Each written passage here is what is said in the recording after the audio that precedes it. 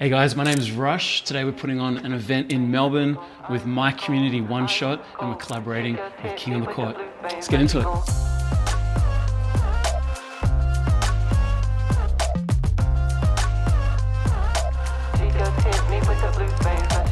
I like that with the chemistry, yeah, and when you bite back. Man, we did this collaboration with King of the Court because they're a basketball community and my community is photography. So we do a lot of sport content and basketball just happens to be my favorite sport. So it's a perfect marriage. There's absolutely no doubt about it.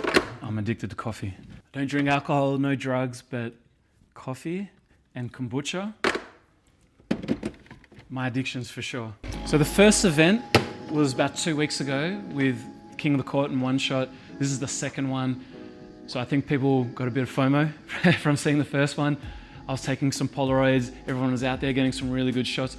A few of the basketball players have actually modeled for One Shot and our workshop. So there's a few good looking blokes in there too. They know what they're doing in front of the camera, and some really good basketball players as well.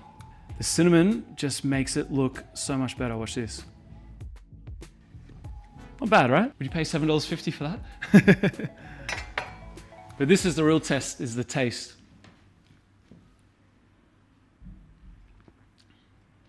I've got to say that's actually pretty good. Well, the way it started was here in Melbourne, COVID was extremely bad and a lot of my best friends actually left the city. So I had no friends and I needed to meet some new people. So I was like, you know what? I'm gonna put on a coffee meetup, invite a few people.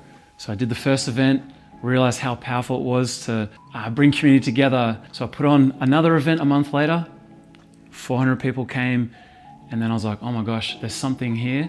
And what I realized is that in the beginning, I was putting on these meetups because I wanted to impress people with good models and fancy backdrops. And then after the events, I would get all these text messages and DMs from people saying, Rush, I've made friends today. I turned up, I didn't know anyone, but now I've left with friends. So there was a much deeper meaning behind the events, and I realized, the power of community is so deep and it's so strong. So when I started as a creative, by far, one of the biggest issues was gatekeeping. A lot of people didn't want to share their contacts or share their knowledge. And that's what I'm really proud about with One Shot is I'm literally opening up my contact list of 20 years and saying, hey, I'm wanting to help you. These connections, you can have some of these and you can work with these athletes or these brands. So that's what I'm really pleased is seeing others benefit from the work that I've put in. Now they're getting to put it towards their portfolio. We're lonely now, with technology, AI advancing so much. Humans, we need other human beings. And I realized too, I was becoming extremely lonely, working at a computer all the time, going out doing photo shoots by myself. So I understood other photographers, they need other creators just like them, being around like-minded people, being able to talk about the same problems or the same interests that you've got. So it became a lot deeper than just turning up to an event and trying to take pretty photos or make a nice video. It was the human connection. I think what I'm really getting the most out of putting on these community events is sharing my knowledge. I'm wanting to be the person and create the events that I wish I could have found when I was coming up as a creative. People weren't willing to give me a lot of advice or a lot of assistance and help. That's why I had to turn to YouTube. Shout out to YouTube University. So I'm wanting to, guide other creatives and give them the confidence, give them the knowledge to help them have a successful career, or even, just take good photos, make good videos. It doesn't always have to be associated with monetization and money, but there are a lot of perks. So for me, it's something that I never thought I'd get into, but I'm really, really finding it satisfying just educating others and seeing them have that excitement.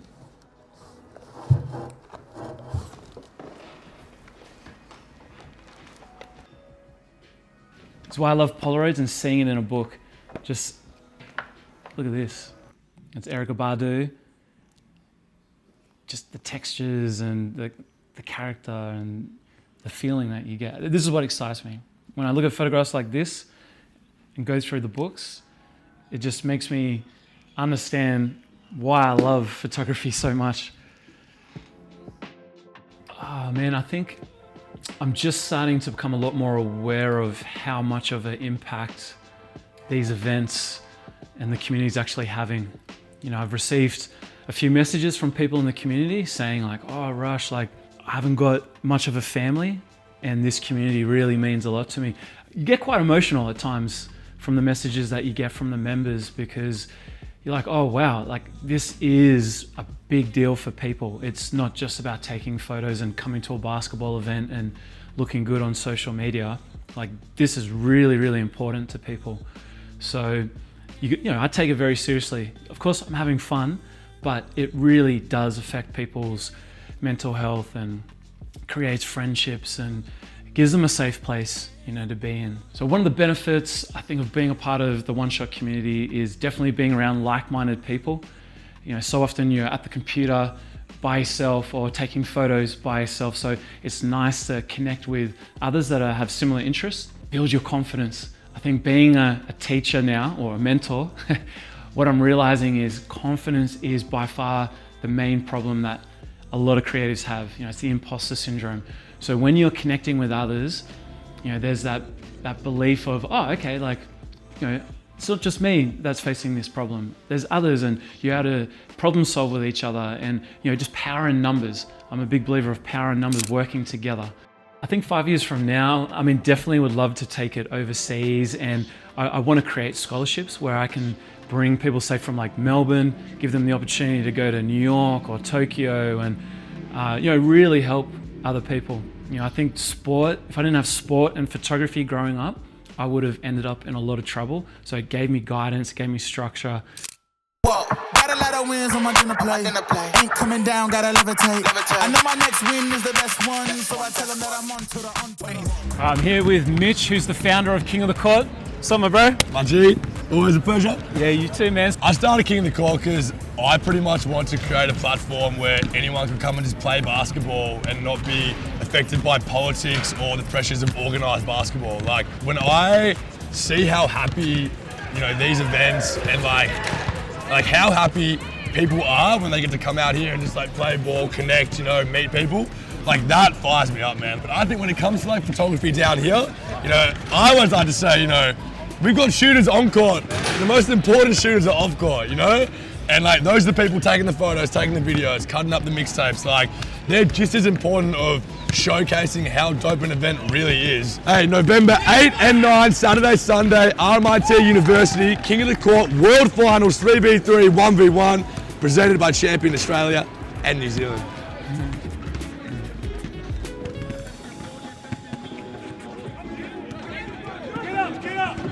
They take about 20 to 30 minutes to develop. Wow. Which Is this a different film? same one as last week, but it takes a little too long, but it's good. I'm not very patient. My name's Rush.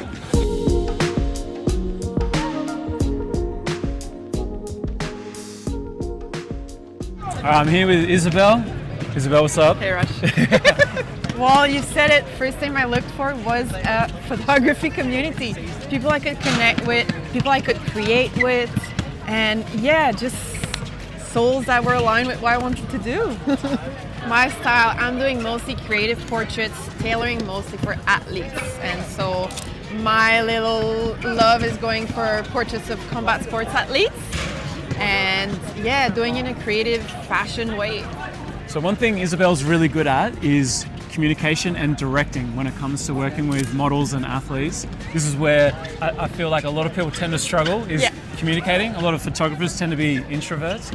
So what's one tip you would give a photographer when it comes to communicating with directing a model or an athlete on set when they're taking a portrait? Yeah, my trick would be to actually practice by yourself beforehand. And so I started off with 3 poses, basics, in front of my mirror, trying to pose myself. And then I realized what tips helps me turn my head, move the chin up. Simple stuff, move your feet forward, bring that hand on your hip, move that hip on the side, move the chin on the side. Just tiny things like this. Listen to how photographers do it when they pose their BTS and just repeat them again and again and again so that when you're on set, it just flows. Little masterclass right here. And lastly, Look at the drip. What kicks have you got on today? Oh, we got some on shoes. Look at those. Hope you've enjoyed today. Press like and subscribe for more content like this. Yes, sir.